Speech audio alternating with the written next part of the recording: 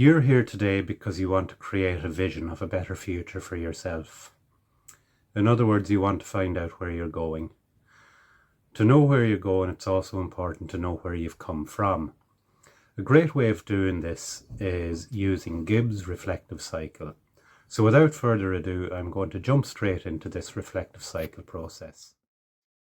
There will be times in your career where you'll encounter moments or incidents that leave you thinking, how did that happen? So could I have handled it better? Maybe something went well. How do you replicate that in future? The Gibbs reflective cycle can help you make sense of your experiences and, most importantly, learn from them and apply them to future incidents. Gibbs reflective cycle has 6 main stages, starting with the description, what happened, feelings, what were you thinking and feeling at the time, what was good and what was bad about the experience. Number 4 is the analysis. What sense can you make of the situation? Number 5 is the conclusion. What would you have done or what would you do in the future? And then, of course, there's the action plan. If it arose again, what would you do? And how can you apply that to similar events in the future or even apply it to different events?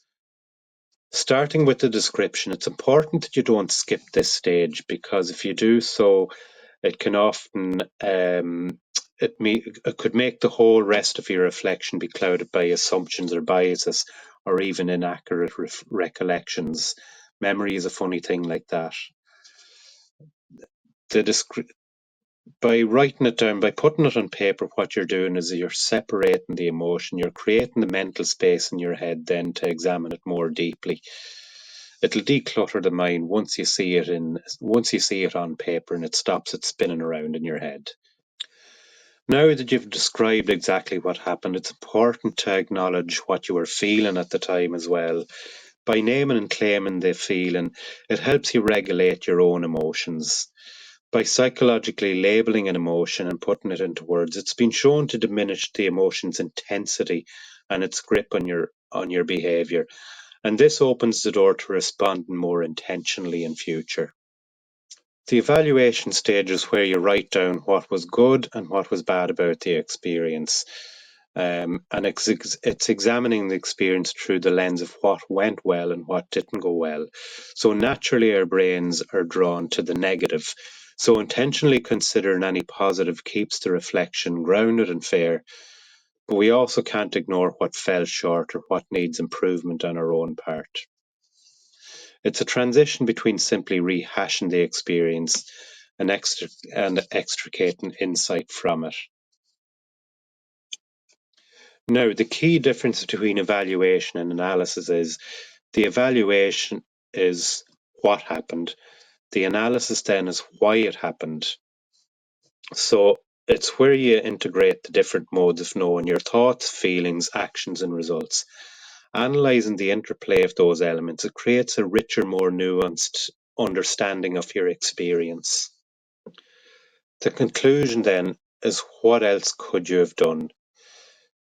The conclusion stage is where you decide what the experience means for you and your way forward.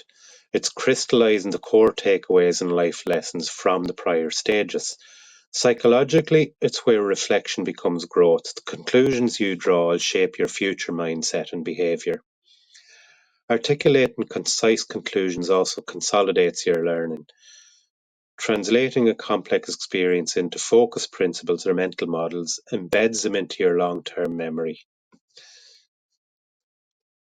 So now you've described what happened and how you felt about it, you've analysed it and evaluated. The last step is to create an action plan. What are you going to do next? And do you need to change anything about yourself? How would you do something different in the future? And how can you apply your current learnings to what might happen in the future? Now, the most important thing about this process is to remember that this is for you yourself. It's for your own learning. You're not in school. There's nobody going to be having a look at your grammar or your spelling or anything like that. It can be as long as you want, or it can be as short as you want. Now, I suppose we often, when something happens, and you're thinking by looking at this video right now that this seems like a great idea, but in reality, you probably won't have that much time in your life. So scribble down the description, feelings, evaluation, etc. One sentence, maybe two sentences.